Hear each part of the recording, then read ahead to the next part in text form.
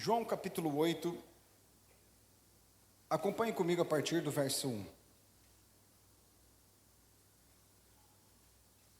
Jesus, porém, foi para o Monte das Oliveiras.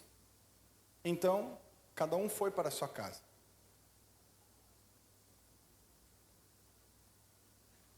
Eu acho que vocês colocaram o capítulo 7 aí, é o 8.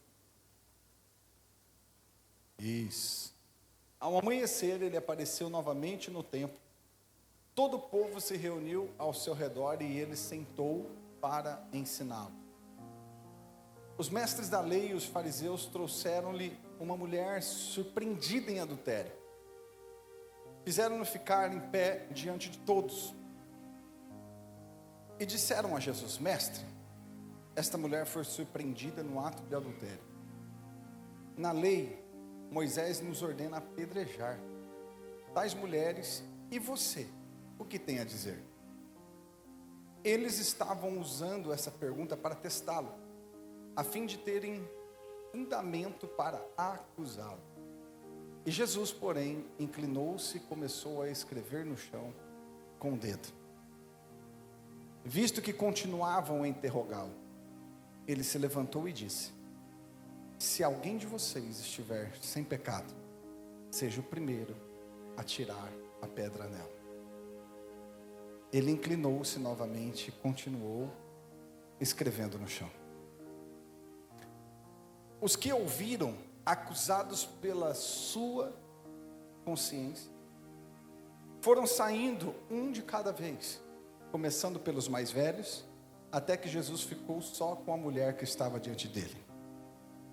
Então Jesus pôs-se em pé e perguntou-lhe: Mulher, onde estão eles? Ninguém a condenou? Ninguém, Senhor, disse ela. E Jesus declarou: Eu também não a condeno. Vá, de agora em diante, abandone a sua vida de pecado. Você pode fechar os seus olhos, colocar sua mão sobre o seu coração? Senhor, meu Deus e Pai, a Tua presença é real em nosso meio. Nós Te glorificamos, Jesus. Nós exaltamos o Teu santo nome. Tu és o centro deste lugar. Tu és o centro das nossas vidas. Senhor, fale conosco. Fale conosco de uma maneira especial, de uma maneira única, como somente o Senhor sabe fazer. Transforma vidas nessa noite. Dê destinos. Que nós venhamos, meu Deus, ser cheios do Teu poder, da Tua graça, do Teu amor. Em nome de Jesus. Amém e amém. Queridos, preste atenção. O tema dessa noite é livre de toda a condenação. Tem uma música da Lumiopídio que diz assim: aquele que muito é perdoado, muito ama. Aquele que sabe que da onde Jesus o tirou, esse é extremamente grato a Ele. Eu quero falar de uma história nessa noite que nos constrange com tamanho amor sendo derramado. Por isso eu quero que você abra seu coração, você fique muito atento, que você se desligue de tudo que está ao seu redor e mergulhe naquilo que o Senhor vai fazer no nosso meio. Essa história, ela conta que Jesus, ele estava no templo e ele estava ensinando, ele estava ministrando, e ali já tinha acontecido um grande rebuliço. Algumas pessoas dizendo: será que ele é o Cristo? Outro: não, ele é de Nazaré. O que pode vir algo de bom de Nazaré? E de repente, no meio daquele todo rolo, Jesus despede de todos e ele vai para o Monte das Oliveiras. Ele desce do Monte das Oliveiras e volta para o templo, onde, na hora que ele chega, junta um monte de gente em volta.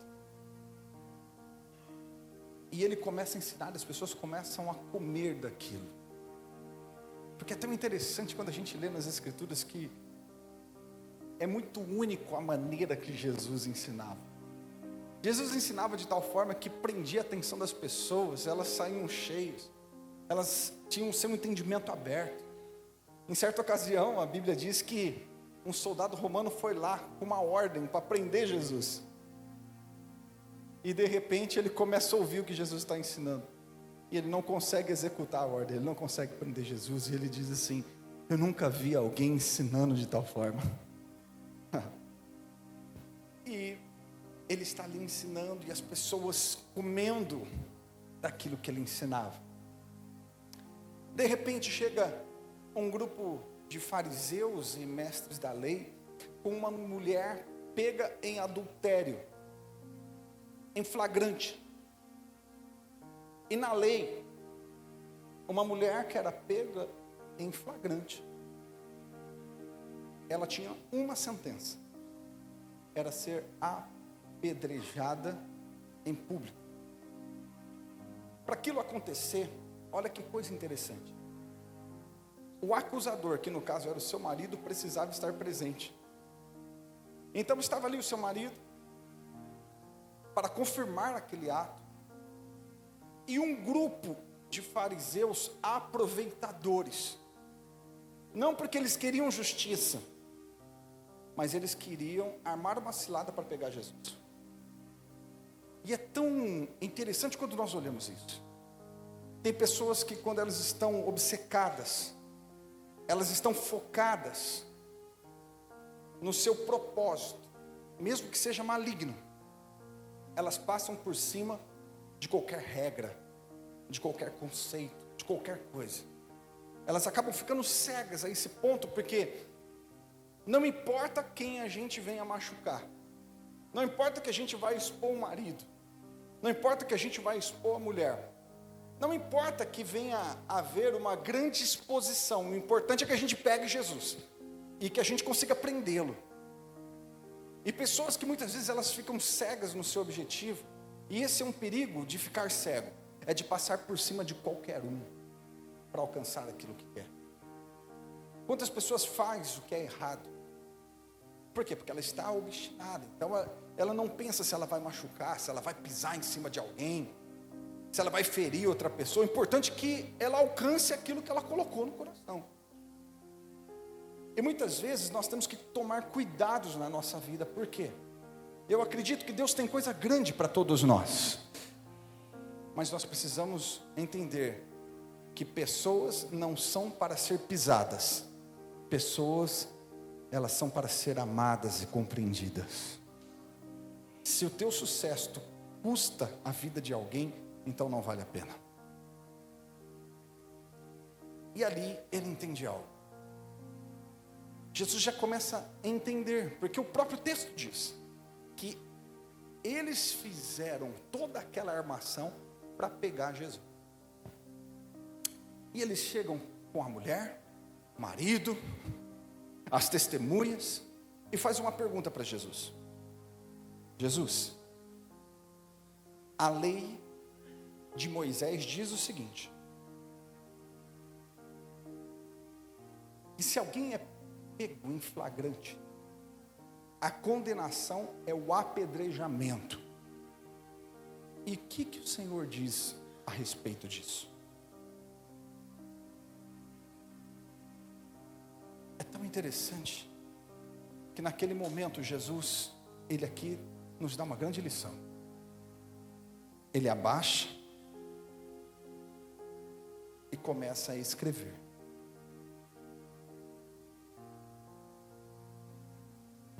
Um dia eu li um psiquiatra muito conhecido, que tem vários livros publicados, o Augusto Cury, que ele se converteu através da leitura da Bíblia e através do estudo da vida de Jesus Cristo. Em um dos seus livros, ele faz um relato a respeito dessa passagem. Ele diz assim: segundo a psiquiatria, a psicologia, nós entendemos que Jesus, naquele momento, ele não dá uma resposta de imediato, mas ele abaixa para escrever. Alguns teólogos dizem, olha, ali ele escreveu o pecado dos outros. Não, mas não tem nada que comprove isso. Nós temos ali o texto dizendo que Jesus começa a escrever, mas ele não responde de imediato. A gente precisa aprender com isso.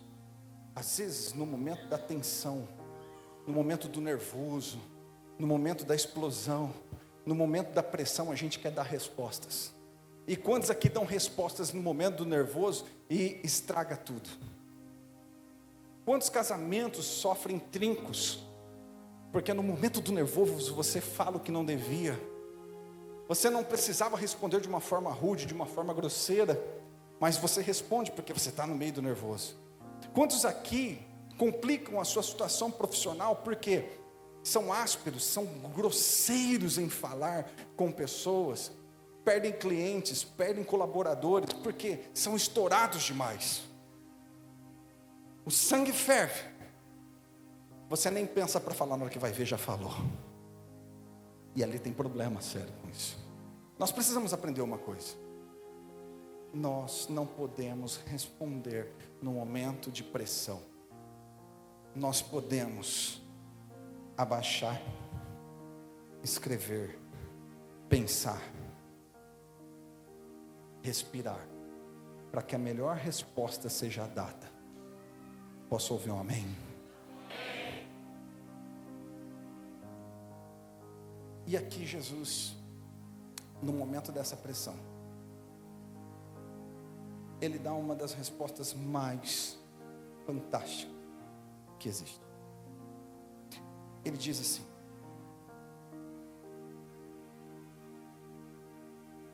quem dentre vocês não tiver pecado, seja o primeiro a tirar a pedra. Ele disse assim: se alguém de vocês que estão aqui não tiver pecado algum, puxa a fila, joga a pedra, manda ver. Só que naquele momento, Jesus ele inverte o papel. De acusadores, eles se tornam autoavaliadores. Aqueles que estavam para acusar, aqueles que estavam armando algo, de repente, eles passam a se analisar, a pensar que na verdade, eles também tinham erros. E aqui Jesus revela uma coisa, não apenas o erro da mulher, mas ele revela que todo mundo tem erro. Nós precisamos entender isso. A gente, como igreja de Jesus, nesses dias precisamos entender isso. Mais do que ser um dedo que aponta, a gente precisa ser braços que abraçam e que amam, e que derramam amor, compaixão e misericórdia. Porque dedo para apontar tem um monte. Só que na verdade, quando a gente tira uma trava do nosso olho e começa a olhar para a gente, em vez de acusar mais, a gente começa a ter mais compaixão. Toda vez que você vê um santarrão, é muito fácil de identificar. Você vai ver alguém que aponta muito mais o dedo. Isso está errado, aquilo está errado, isso pode, aquilo não pode. Todos os santarrões que eu conheci escondiam pecados graves. Mas pessoas que entendem que são falhas, quando elas olham para o próximo, elas sentem compaixão das pessoas. Nós precisamos despertar um coração que tem compaixão, que por trás de um erro existe um ser humano, por trás de uma falha existe alguém que merece uma segunda chance, que merece um braço estendido, que merece receber o amor de Cristo, que merece a graça de Deus sobre a vida dele. Nós precisamos entender isso, que por trás de alguém falho existe um ser humano. E Jesus ele ensina isso. E ele mostra uma coisa. Enquanto muitos estavam ali para acusar, Ele estava ali para dar destino a uma nova história. Eu quero liberar uma palavra sobre a tua vida. Talvez você tenha vivido um passado de acusação, um passado que muitas vezes as pessoas te condenaram, acusaram, você errou, você falhou, você talvez pisou na bola muitas vezes com seu pai, com a sua mãe, com a sua esposa, com seu esposo, com seus filhos. Talvez você já cometeu erros que não deveriam ser cometidos, mas eu quero dizer para você, existe uma unção nesse lugar, uma unção de amor, uma unção que vai dar destino, mudar histórias, que ela pode realmente tocar a tua vida de tal forma que vai dar uma nova direção para a tua história, porque Ele é aquele que quando o amor é derramado, a história de alguém é totalmente transformada. Quando Ele dá essa resposta, e Ele volta a escrever. Ele volta a escrever. De repente, um a um começa a ir embora. Um vai, o outro vai, o outro vai, o outro vai. Porque não sei você, queridos, o apóstolo Paulo, ele diz assim, que ele se sentia um dos piores pecadores dessa terra. Quando nós olhamos para Paulo, quem foi Paulo? Meu Deus, o maior escritor do Novo Testamento, o apóstolo que foi conhecido como o apóstolo dos gentios, que pregou e levou o evangelho fora de Jerusalém, que teve experiências sobrenaturais, e ele se sentia o mais pecador de todos. Sabe por quê? Quando a gente tem uma experiência com Cristo, os nossos olhos voltam para dentro da gente, e Ele começa a trabalhar no fundo do nosso coração. A gente começa a olhar o quanto a gente não é digno, a gente não é merecedor, o quanto a gente precisa do perdão e do toque dele sobre a nossa vida. Então nós paramos de gastar tempo acusando, e nós começamos a olhar para dentro da gente o que precisa ser mudado em nós.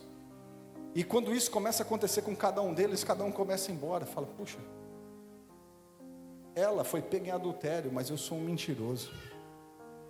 Ela foi pega em adultério, mas eu olho pornografia escondida.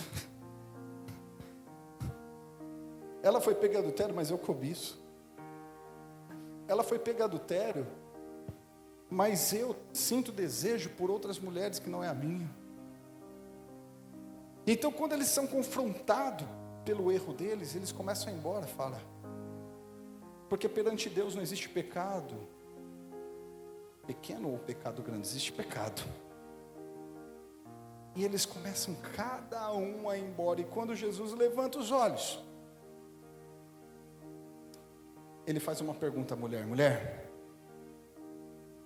cadê os teus acusadores?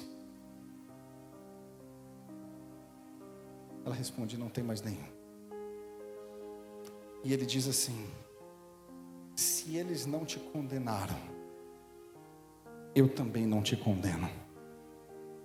Eu vou repetir isso, talvez você não entendeu, eu quero repetir para que você adore esse Deus, festeja Ele, celebra Ele. Ele disse assim, cadê os teus acusadores? E ela respondeu, nenhum deles me condenou. E Jesus disse, eu também não te condeno. Você está livre de toda condenação, você está livre de toda acusação, porque o mundo vai te julgar, Satanás vai te acusar pelos teus erros, mas Ele se manifestou para te fazer livre de toda a acusação do inimigo sobre a tua vida. Você pode celebrar por isso?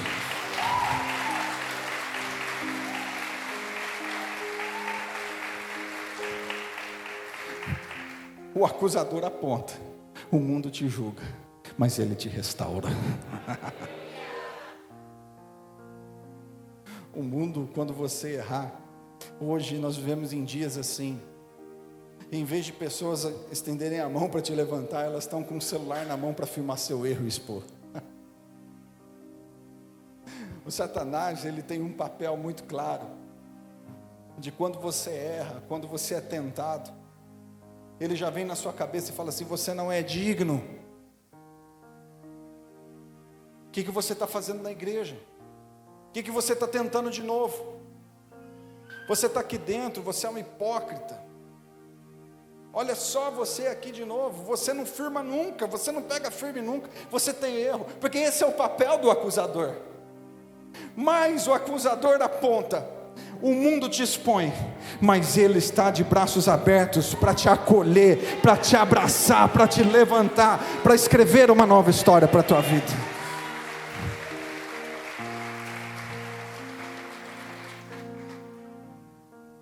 Você sabe o que mais me chama a atenção nisso tudo?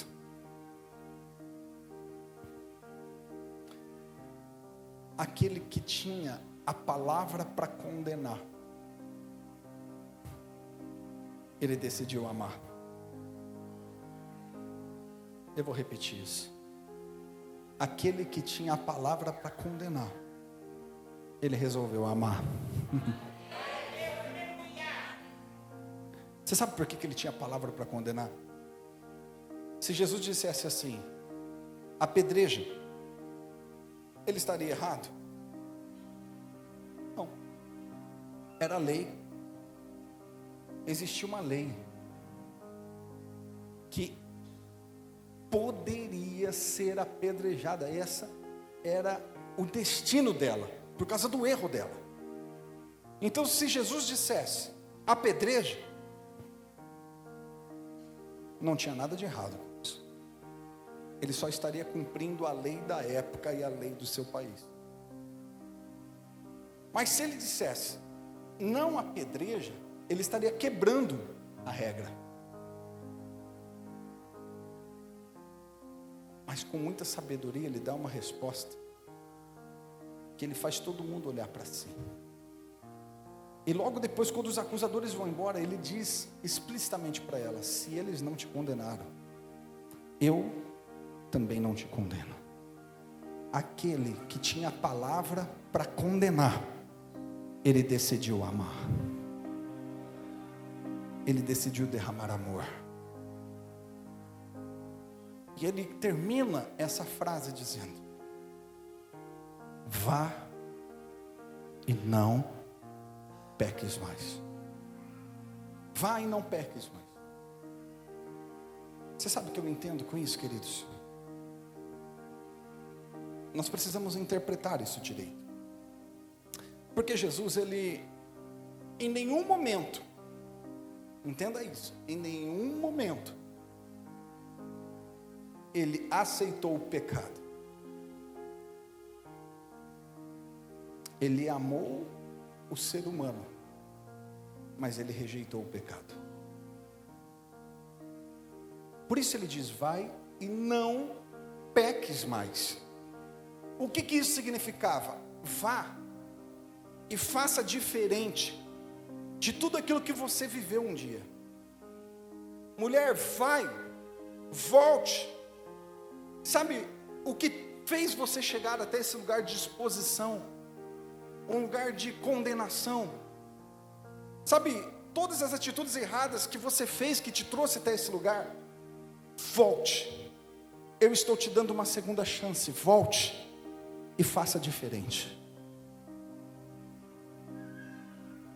Eu não sei se você está entendendo a palavra, mas o Senhor, Ele fala de uma forma muito clara nessa noite. Ele é um Deus de recomeço. Ele é um Deus de segunda chance. Ele é um Deus que promove novas oportunidades. Ele é um Deus que nos proporciona a chance de consertar aquilo que fizemos de errado. Ele proporciona a chance de nós voltarmos aonde passamos vergonha, e naquele mesmo lugar ser um lugar de dupla honra.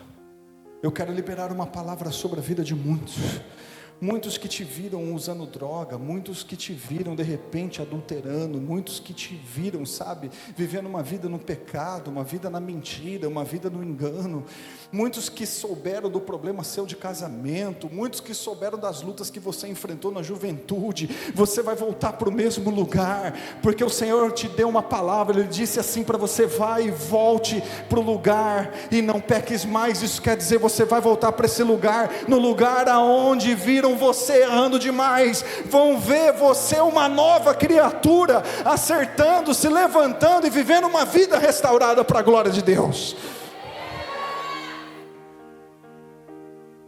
Quando nós entendemos isso, isso é tão poderoso, porque quando essa palavra gritou no meu coração, faz umas 2 semanas isso,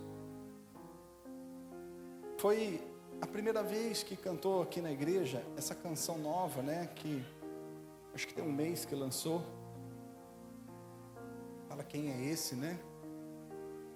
Na segunda-feira pela manhã, eu acordei com essa canção no coração, era umas 6 horas, a primeira coisa que eu fiz foi ligar essa canção para ouvindo ela, e logo eu comecei a chorar muito, sabe, na presença de Deus,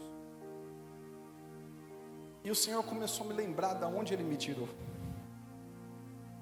da onde eu saí, das noites que eu passei virado,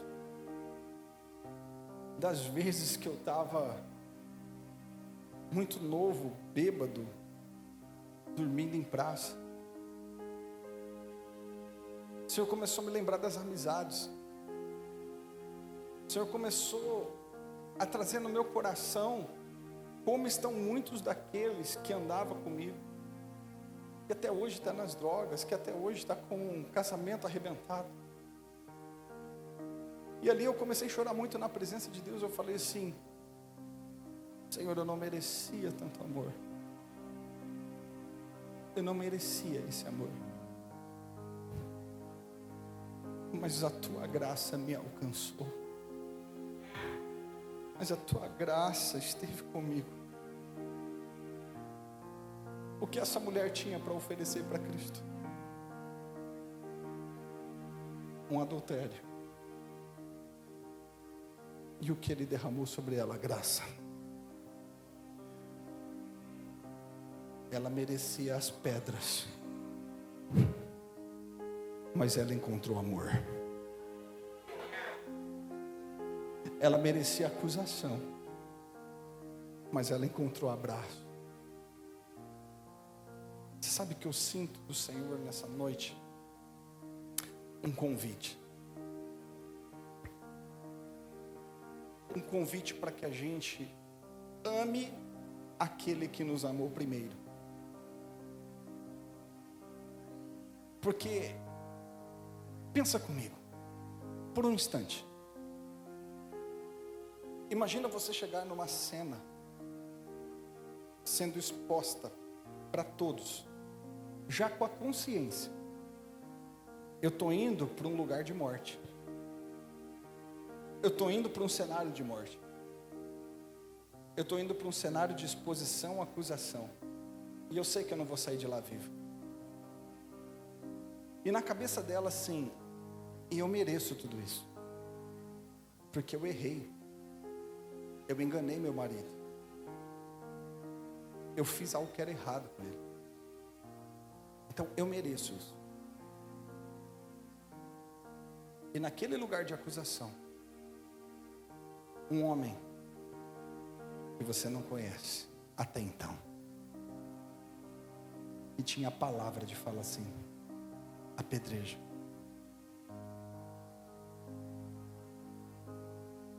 Ela ouve da boca dele: se eles não te condenaram, eu também não te condeno. Vai, tenha uma nova chance. Qual seria o seu sentimento por esse que te resgatou? Você sabe quando você sente um convite de amar aquele que te amou, de amar aquele que te alcançou? Tem 7 tipos de amor que a Bíblia relata. A Bíblia foi escrita no grego. Tem 3 mais conhecidos, como o amor ágape, que é o amor incondicional de uma mãe para um filho, de um pai para um filho, de Deus para nós. O filéu, que é o amor de uma amizade. O eros, que é um amor de relacionamento, de sentimento. Mas aqui o amor que nós somos convidados a despertar no nosso coração é o amor ágape, é um amor verdadeiro. Um amor para aquele que nos amou, sem interesses, mas simplesmente entendendo, eu não merecia, mas Ele me amou. Como estava a minha vida antes de o encontrar? Nós despertamos isso no nosso coração, sabe? Eu sinto também eu preciso falar isso. Tem pessoas que estão aqui nessa noite, que talvez se sentem indignas, não se sentem merecedoras, não se sente, sabe, nossa pastor, o pastor não sabe de tudo que eu passei, de tudo que eu vivi, tenho errado tanto, mas eu quero dizer para você, e eu quero orar por você,